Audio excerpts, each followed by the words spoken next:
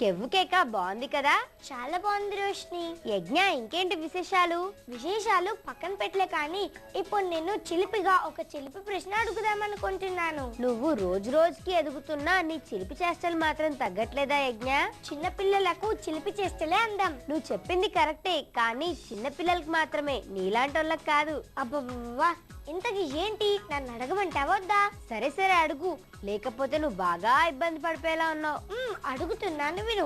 డబ్బు నోట్లపై ఉండే బొమ్మలు నవ్వుతున్నట్టు కనిపిస్తాయి ఎందుకు?